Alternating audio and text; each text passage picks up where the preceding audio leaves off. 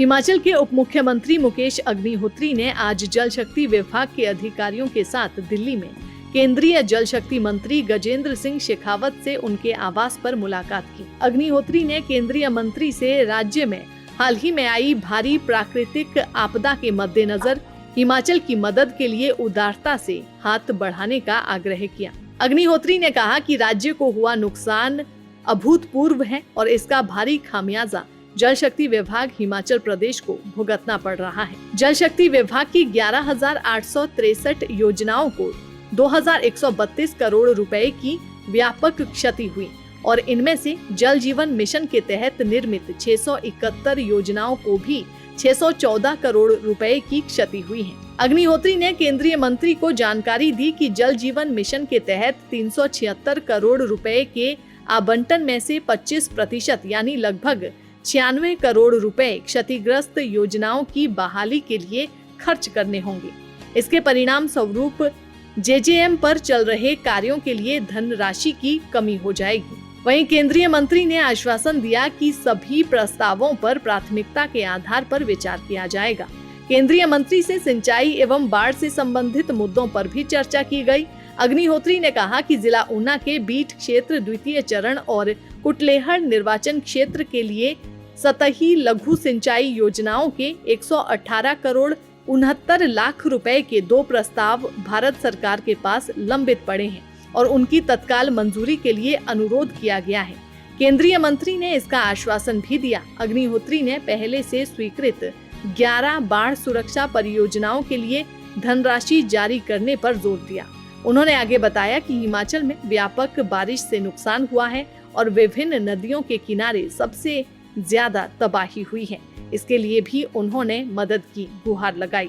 वहीं केंद्रीय मंत्री ने भी हर संभव मदद का आश्वासन दिया है। देखिए कि 1 साल पहले हमने हिमाचल प्रदेश में कांग्रेस की सरकार बनाई थी और उस सरकार बनाने में श्रीमती प्रियंका जी का और श्री शुक्ला जी का बहुत अहम योगदान रहा था। इन्होंने स्ट्रेटजी फार्मुलेट की थी और उसके बाद हमारे साथ डट के कैंपेन किया। अब 1 साल हमारी गवर्नमेंट ने काम किया है, कांग्रेस की सरकार ने डिलीवर किया है हिमाचल प्रदेश में और सबसे बड़ी त्रासदी इस दौरान हिमाचल प्रदेश में आई जिसमें 12,000 करोड़ रुपए का नुकसान हुआ। उसके बावजूद भी हमने हर हिमाचली को मदद की है और जो 16,000 के आसपास मकान धराशायी हो गए उन सबको 7-7 लाख रुपए तक की राशि मुहैया करवाई, जो अपने आप में एक रिकॉर्ड है। और हालांकि हमें केंद्र से मदद नहीं हुई और हम चाहते थे कि हमें आर्थिक पैकेज मिले, वो पैकेज नहीं मिला। हम चाहते थे कि हमें क्लेम मिल जाए, जो हमने क्लेम भेजा है केंद्र सरकार को वो भी हमें नहीं मिला।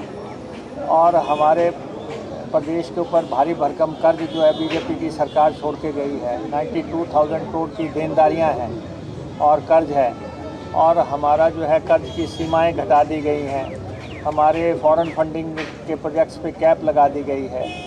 हमें जो रेवेन्यू डेफिसिट ग्रांट है वो घटा दी गई है। जीएसटी का कंपनसेशन जो है बंद कर दिया गया है। या फिर जो हमारे प्रोजेक्ट्स हैं जो दिल्ली सरकार के पास हैं उन सब पे जो है गला घोंट दिया गया है और हमें वो पैसा दिया नहीं जा रहा है।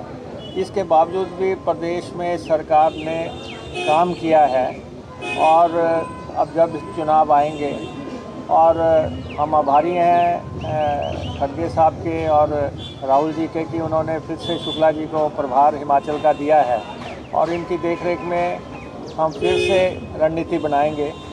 और हमारे सेक्रेटरी हैं तेजेंद्र बिट्टू जी और हम चाहते हैं कि वो प्रदेश में कैंप करें और हम स्ट्रेटजीज बनाएं। और प्रदेश में इतनी बड़ी त्रासदी के बावजूद भारतीय जनता पार्टी के नेता जो हैं, जो टॉप लीडरशिप है, उन्होंने हिमाचल प्रदेश का दौरा नहीं किया। और जबकि दूसरे राज्यों को इतनी बड़ी मदद हुई है, हिमाचल प्रदेश को किसी भी तरह से मदद करने के बारे में सोचा तक नहीं किया गया।